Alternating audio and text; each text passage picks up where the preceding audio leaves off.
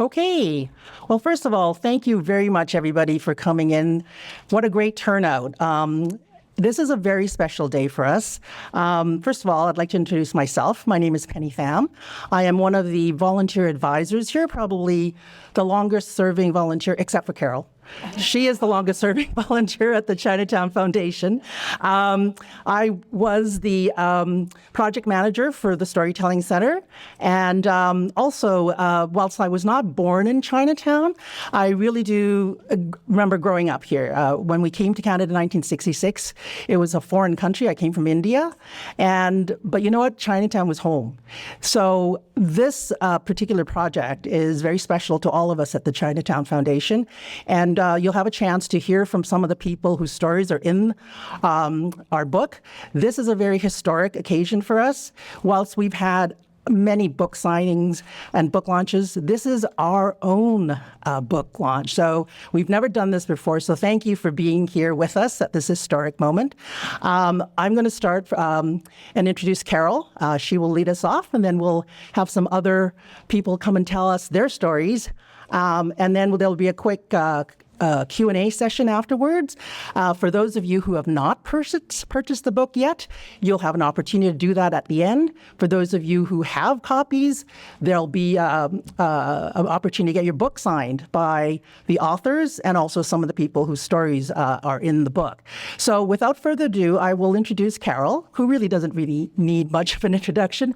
But Carol Lee is the chair of the Vancouver Chinatown Foundation, whose legacy is all around us. And I think it's probably fair, Carol, for me to say this is probably the most personal of the projects you've done, because this is about your family, your growing up here. And it was really Carol who came up with the idea of a book.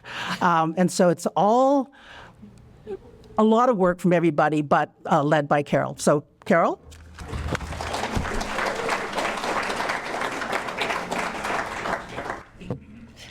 Thanks, Penny. So thank you all so much for being here. It's great to see so many familiar faces. And being here this afternoon to celebrate our book, Vitality, Iconic Images, Hidden Stories. This book is more than images on a page. It is built on the stories and the memories generously shared by the people who grew up in this neighborhood. Stories of childhood, of family businesses, of festivals, of daily life.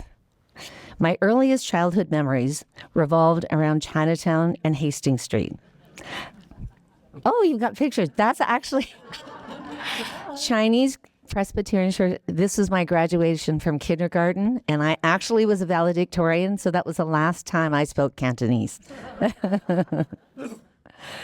So it was a happy time. Chinatown felt like one big family in which everyone knew each other and the streets were alive. Every day after kindergarten, my Aunt Vera would pick me up and take me to my grandfather's store, Fu Hung Importers, where she worked. I would play in the store until my father took me home at the end of the day. I have fond memories of Uncle Jack, many of you know him, taking me for lunch at the Only Seafood, and my mother taking me and my siblings to shop at Woodward's and Army Navy. I think it was on these special outings that I developed my love of historic Hastings Street. I know many of you here also have special memories of our corner of Vancouver. For months, actually years, our team paid careful attention as people brought forward photos from their family albums and memories from their hearts. They entrusted us with stories of their lives so that together we could create a record that honors the vitality of Chinatown, past, present, and future. We also remember with gratitude those who came before us, immigrants and families, who built their lives here despite hardship, who made Vancouver home for us, and who created a community where generations could grow, thrive, and lead. Their resilience and determination echo through every story in this book. Vitality is now a permanent work that ensures these voices will not be lost. It shows that revitalization is not just about buildings or streets. It's about people, their memories, and their hopes. And this is only the beginning. At the Chinatown Storytelling Centre and soon the Learning Lab, we will continue gathering stories, teaching young people, and connecting generations.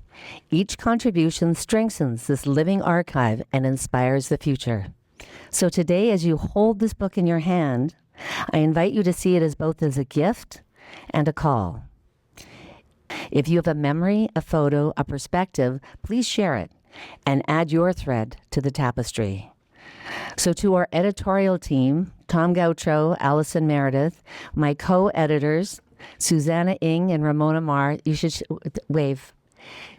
I just want to say it was and Maverine David, who was a project manager.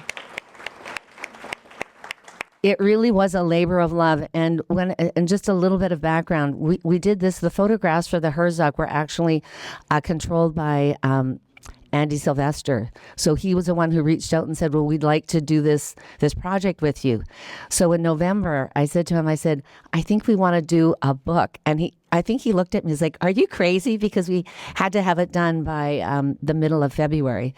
But we worked diligently, and so we're very grateful to the people that were our friends that were willing to be interviewed. So thank you very much, especially to Suzanne and Ramona.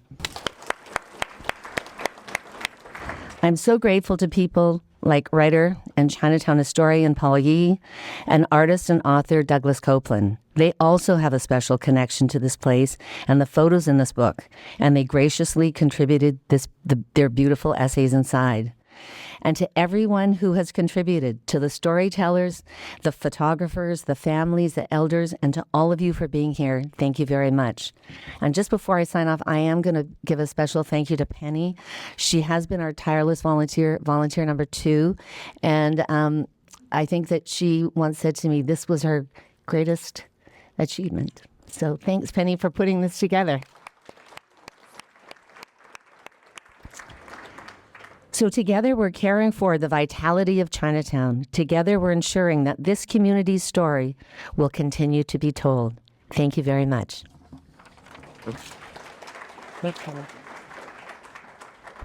Thank you, Carol. So first up to share stories is Shirley Chan. Shirley's mother, Mary, is a real legendary figure in Chinatown. She was one of the founders of SPOTA, the Strathcona Property Owners and Tenants Association, which back in the day got together and really fought to save our neighborhood. And that's why we have Chinatown and Strathcona as we do now. So welcome, Shirley, to the podium.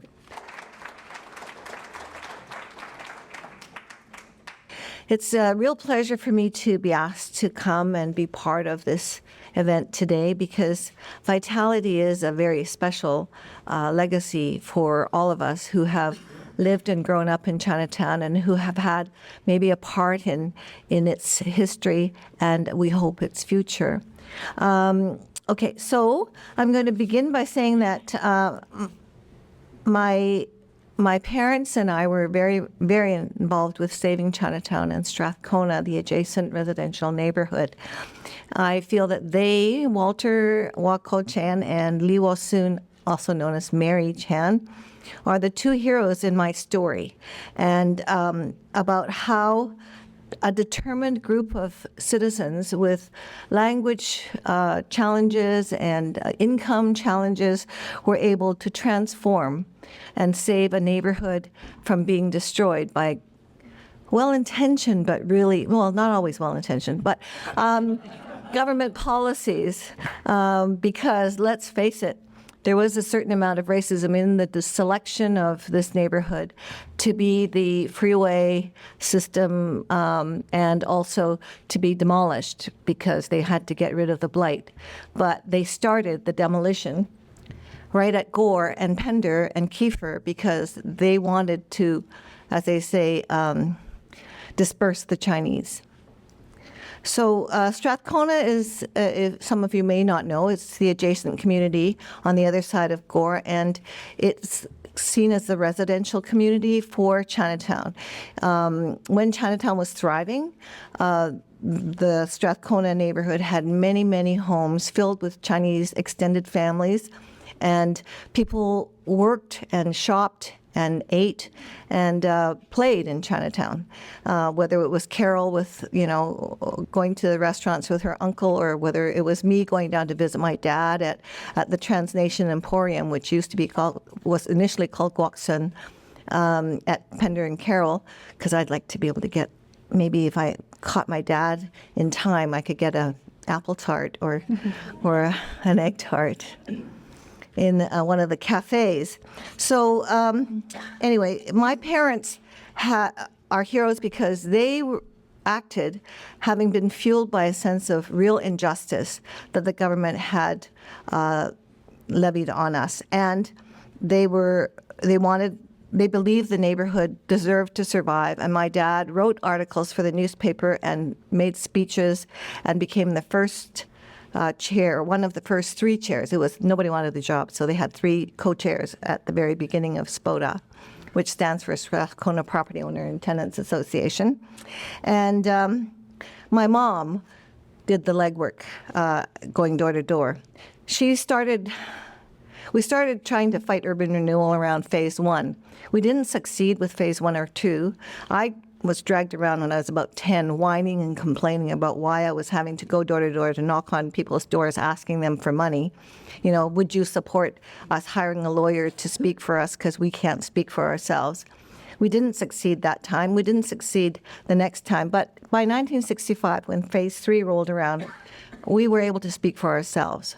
I was at university, so was Bessie Lee's daughter. We were able to write our own briefs and present them, and we phoned the mayor, and we phoned the council members, and we phoned the MLAs and MPs, and demanded to be heard, and demanded to be seen, and demanded meetings.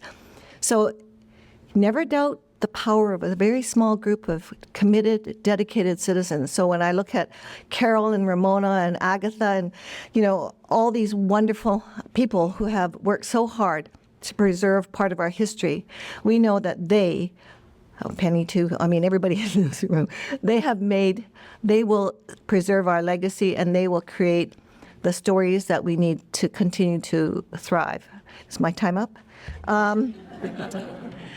Anyway, so what you should know, those of you who don't, is that phase 1 of urban renewal demolished 37 acres of the residential neighborhood and displaced 3,300 people from the adjacent community.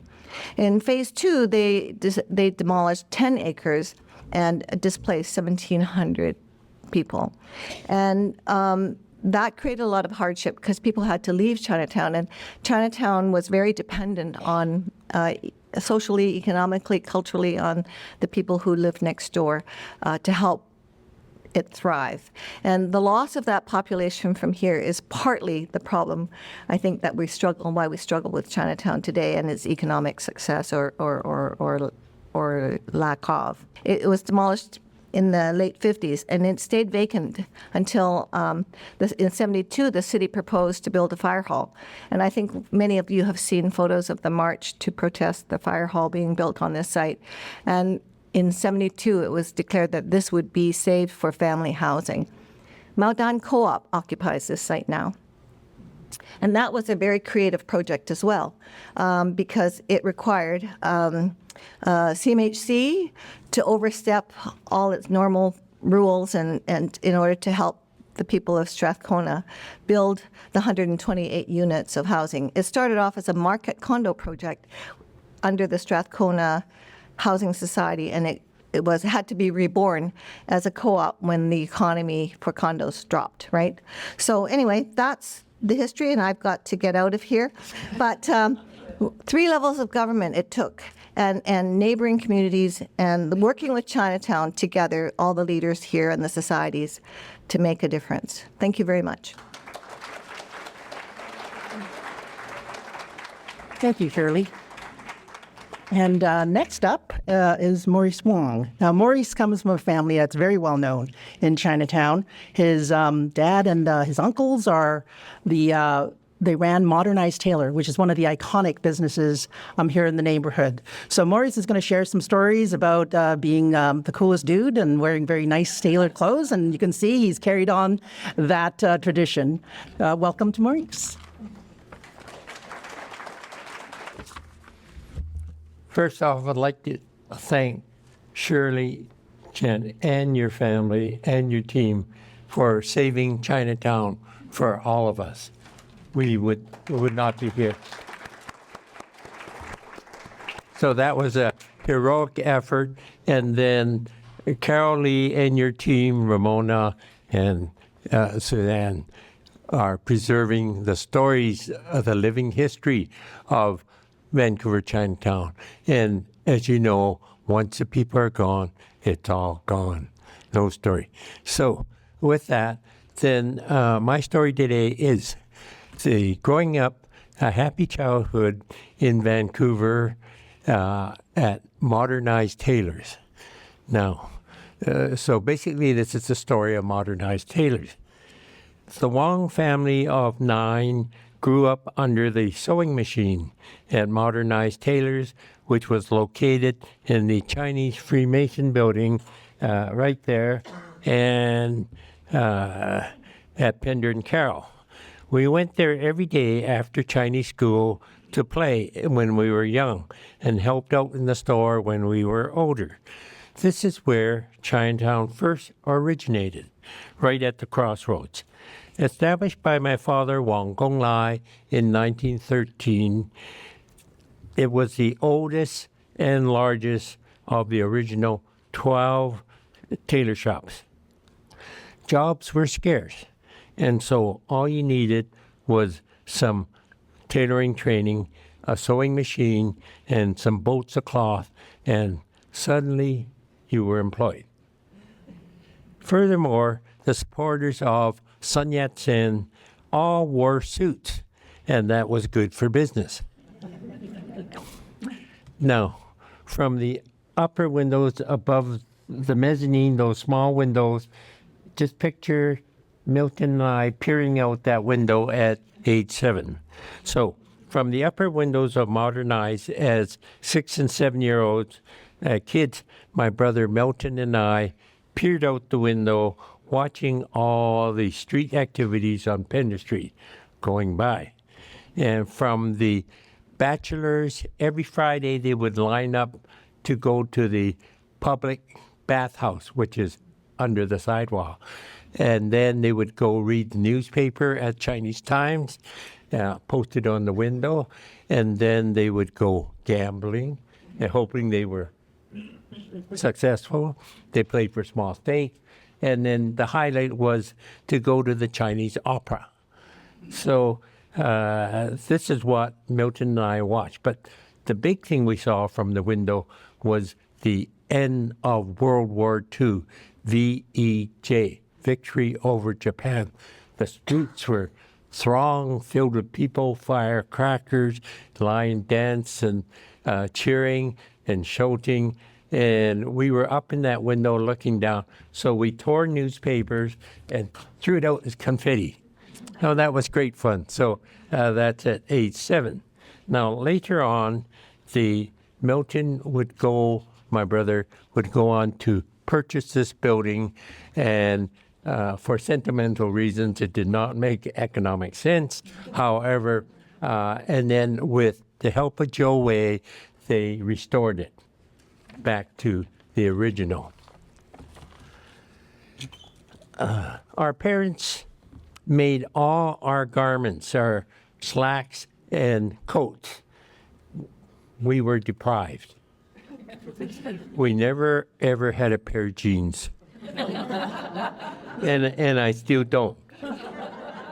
So, however, now when I see someone going down the street and a friend, and it looks like they've got a modernized suit, we have a secret code. We go, oh, wrong side. Oh, that was the right side. Take that back. Okay. So growing up in a small community was always good because everybody knew you. But if you caused trouble, they could tell your parents. Brother Bill, in 46, Bill and Jack graduated from UBC Engineering. They were not hiring Asians, and there were signs outside the interview office at UBC telling them not to apply. Not to be deterred, they took over the business. And together with my parents, they brought over 20 relatives from Toisan. Many of them live with us, and when with them, I learned to play mahjong. I learned to roll cigarettes, and in turn I did the tutoring. Master Tailor Park Wong was on staff for 65 years. Business boomed with the rising demand from the veterans and from the students wanting zoot suits and drapes.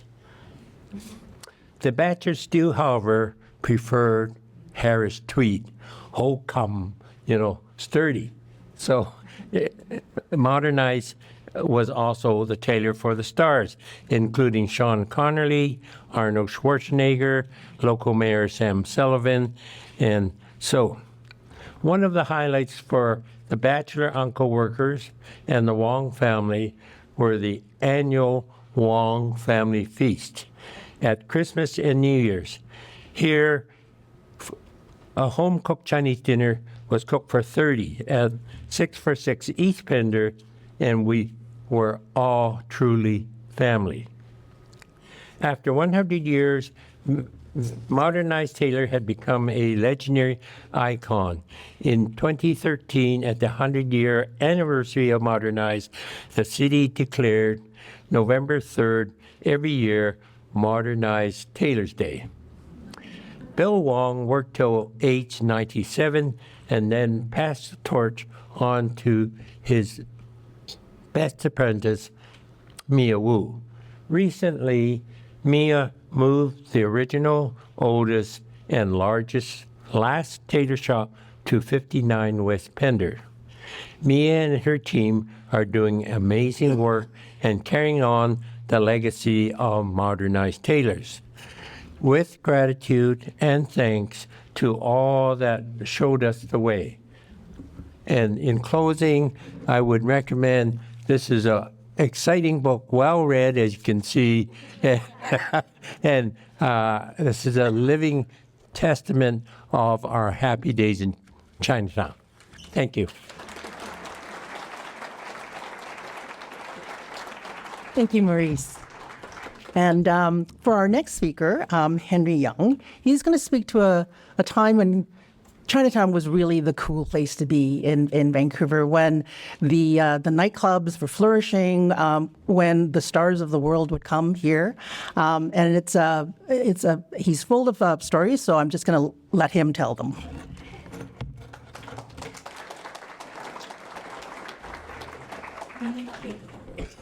Wow, good to see everybody here. I recognize a few faces.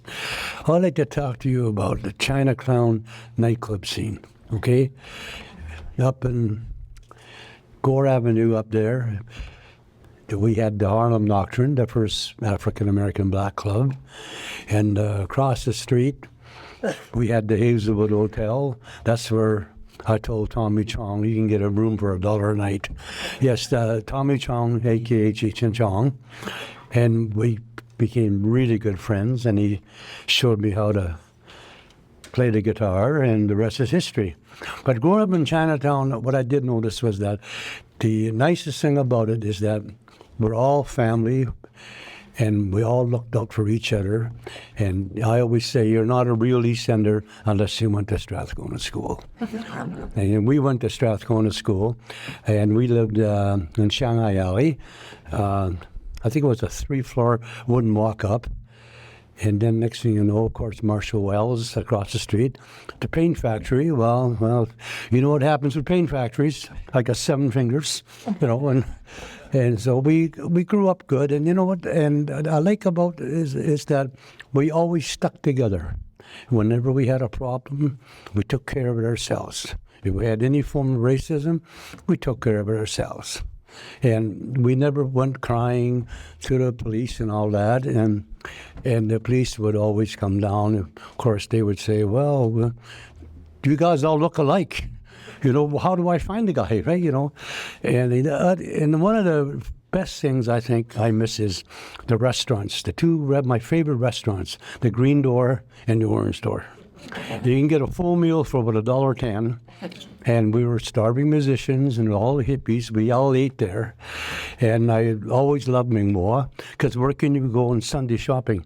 They would close the blinds and not give them a secret knock, and Fontaine or somebody would open the door and we can get the things we need. But you know what? I always say there's nothing wrong with Chinatown. Leave it alone. If you're going to support it, put something into it. But don't try to regentrify it and have all this, fancy words and new construction. So that's all I can say. And you know what? I always say, I love Chinatown. It's my town. Thank you.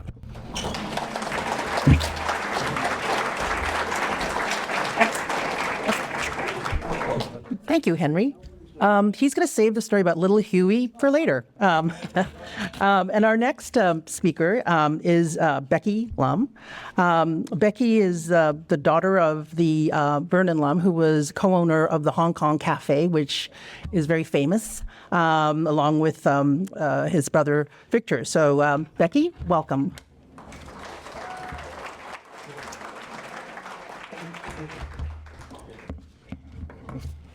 Good afternoon. It's wonderful to see you all here on a sunny Sunday afternoon. I am the eldest daughter of Vernon Lum, who co-owned the Hong Kong Cafe with my uncle Victor at 149 East Pender, which is just directly across the street from here. And I want to thank Carol Lee and Susanna Ng and Ramona Marr for inviting me here today and for this wonderful book, Vitality. And this book serves to link us to our past and remind us of Chinatown and East Hastings' rich and vibrant history. But this book also gives us hope for the future restoration and enhancement of these two very iconic and important communities of Vancouver. Hong Kong Cafe was truly the original diner, a product of the Great Depression where low-cost meals were needed. It was open 24 hours a day, 7 days a week, catering to many of the blue-collar shift workers that came and went at all hours. And during these challenging times, it gave them a sense of normalcy and comfort. It was a place that welcomed the ordinary, everyday people with all their stories, many intriguing and hidden stories of immigration, isolation, dreams, friendship, families, and hard work. The tall, dark mahogany booths that you see were on either side of the cafe. It served as a place people could meet, chatting or whispering their shared stories and ideas. But it was also a place for the single lonely diner who sat perched high on one of those 29 red shiny stools. Though showcased right down the middle of the cafe, he still felt safe choosing to keep his stories within. The first Hong Kong Cafe resided at the Chinese Theatre on 124 East Pender Street, which was just a few doors down from here, opened by Charles Ting, our paternal grandfather, in the 1930s, and then was moved to 149 directly across from us now in the 40s till it closed in 1992. Our grandfather, Lum Fun Ting, came to Canada when he was 17 years old. He became a successful businessman. His nickname was Charlie Ting. I'll always remember my handsome dad, all dressed in the uniform whites, navigating his beautiful smile and attentive service up and down the long length of the cafe. There was a special spring and rhythm in his step, almost like a dance, as he quickly welcomed each customer, often knowing their first name and their standing order. All my 4 older brothers worked part-time at the cafe. Denny, Gary, Donald, and Norman kept busy with piling mountains of dishes in the hot, steamy dishwasher and peeling 300 apples a day for the famous apple tarts. Yeah. Yeah. Yay. My younger sister, Mimi, she's right there, proudly remembers her job cleaning the front window with the famous neon sign. And both Mimi and I recall being sequestered in the dark, scary basement with a screeching cat pouncing on mice as we prepped the salted preserved duck eggs for the mooncakes. And often our older brothers would terrorize me and my sister, Mimi, by locking us in the huge walk-in fridge. We screamed as we tried not to look at the shelves laden with the countless bloody carcasses of butchered beef parts. On a more serious note, the discriminatory federal policies of Chinese head tax in 1885 to 1923 and the exclusion policy that followed in 1923 to 47 was meant to limit Chinese immigrants to Vancouver.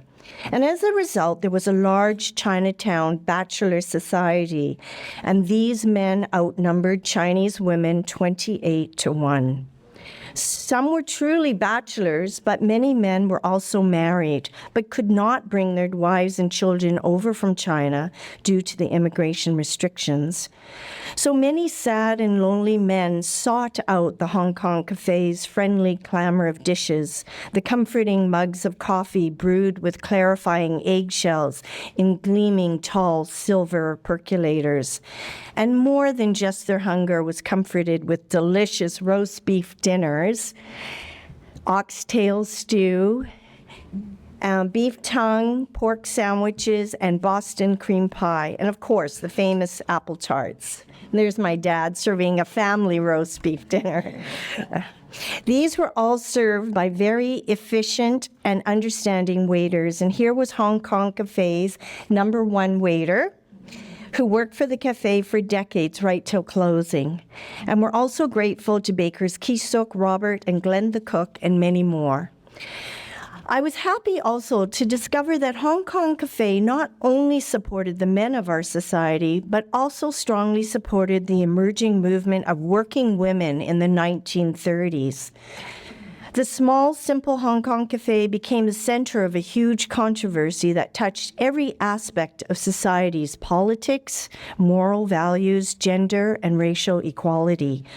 7 cafes in Chinatown were employing 30 white waitresses. There weren't many Chinese waitresses due to the immigration policies. So many white women were also seeking work as they needed to support their families during the Depression as well as the war.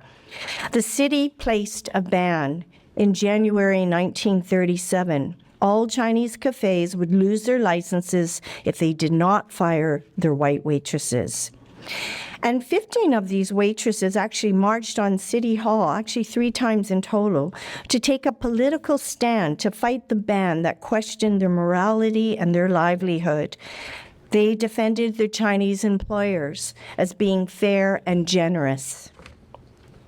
And my grandfather, Charlie Ting, owner of the Hong Kong Cafe and president of the Chinese Benevolent Association, was fluent in English. Thus, he served as a spokesman for the Chinese restaurant owners. Charlie Ting was the last of the 7 cafes to comply, but the licenses of Harry Lee of Ji Kong Cafe and Charles Ting of Hong Kong Cafe were revoked when they were discovered giving charitable meals to dismissed waitresses who couldn't find work. And sadly, my grandfather died shortly afterwards at the age of 59. Vancouver Sun at his death stated Charlie Ting was known as Charlie the Christian because of his benevolence, and his was the religion of the helping hand. Charlie Ting received a massive procession at the public funeral for a Chinese official in Canada, 200 motor cars and over 500 people. In closing, I would like to thank Carol, Ramona, and Susanna for this inspiring book, Vitality. It may serve most of us as a link to the past, but for my 97-year-old mom, it was truly a bit of medicine. With her weak heart and short-term memory loss, there is not much that interests her anymore, but when she flips through this book, you can see a light ignite in her eyes as she recognizes people and places from her youth. her usual sparkle returns. There she is, Mom. Thanks for coming.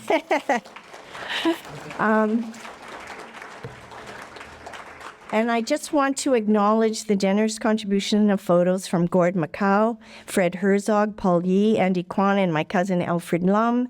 Also the Hong Kong illustrator Keith McKellar. Thank you very much.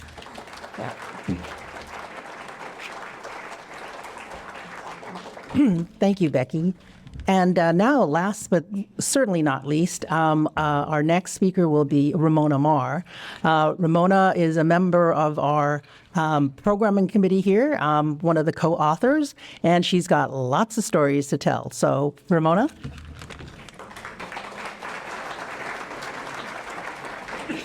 I don't have that many stories. You guys, every one of you could be up here telling your stories. This is amazing.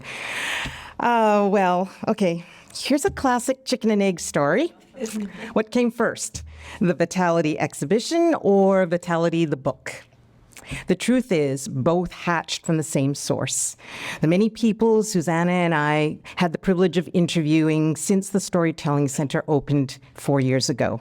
People like Shirley, Henry, Maurice, Becky, and in our audience, Alvin, Lance can't be here, Edwin, Tina, Ben, Lillian, Percy, Lori, Wesley, the list goes on. Frankly, we have enough material for volume 2, but please don't tell Carol. Through these conversations, we saw themes running through Chinatown's history: hope, resilience, entrepreneurship, activism, and kinship. And when we paired these stories with Fred Herzog's much admired photos, well, the connections were crystal clear. So back to the egg. I guess it was the Chinatown Storytelling Centre that laid it. Both the exhibition and the book grew out of these interviews. And when we realized our Madeline and Wallace Chung gallery could only fit a small selection of Herzog's work and our connected stories, Carol piped up, "Let's write a book."